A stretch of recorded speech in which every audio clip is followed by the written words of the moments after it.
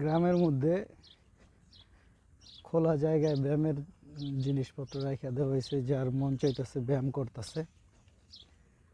ওই যে গরমের মধ্যে কুয়া উঠছে, ওরা ব্যায়াম করতেছে, আর আমরা হাইটে ঘেমে যাইতেছি, পানি খাইতেছে, ব্যায়াম করতেছে, ব্যায়ামের জিনিসপত্র রাখা আছে।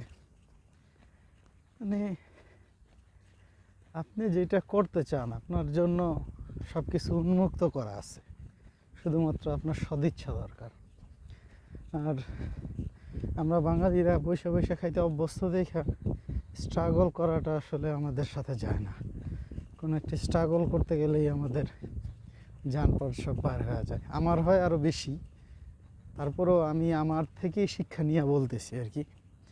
স্ট্রাগল করতে গেলে খুবই কষ্ট লাগে, যেটা এই দেশে একটা নিয়মিত ব্যাপার। এদেশে এসে একটা জিনিস আমার খুব ভালোভাবে মনে হয়, সেটা হচ্ছে ওরা কখনো না খায় মরবো না। না খায় মরলে আরবের লোকজন মরবো, না খায় মরলে মিডল ইস্টের লোকজন মরবো, কারণ ওরা কোনো কাজ করতে পারে না। টাকা আছে, ওই টাকা ভেঙ্গে ভেঙ্গে খায়, বা টাকা আছে বাপদাদার আমলে তেল বেচা টাকা, ওইভাবে চলে। কিন্তু কাজের প্রতি যে একটা সম্মান, বা কাজ করা, কাজ করতেই হবে তোমার বাইচা থাকার জন্য, ওই রকম মনোভাব আমি আরবে ছিলাম বা অন্য অন্য দেশে রয়েছি, এইরকম কঠিন মনোভাব আসলে দেখিনি। তো যতই দিন যাইতেছে, আস্তে আস্তে গুটি গুটি পায়ে যতই দিন যাইতেছে, ততই মনে হইতেছে এই দেশের লোকজন না খায় মরার কোনো সম্ভাবনা নেই।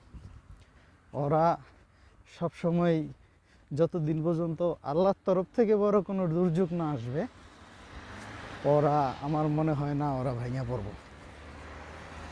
কারণ ওরা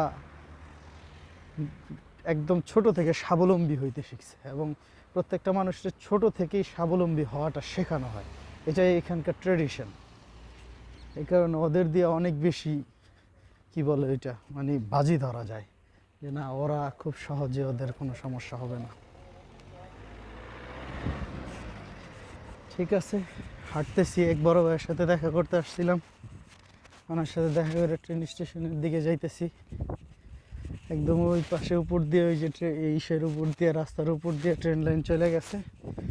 খুব সরু একটা রাস্তা, হাঁটতেও ভালো লাগতেছে। সামনেই আর হয়তো বা 2-1 মিনিট হাঁটলেই স্টেশন হয়ে যাবো। ওইখানে গিয়ে বাড়ির উদ্দেশ্যে রওনা দিব।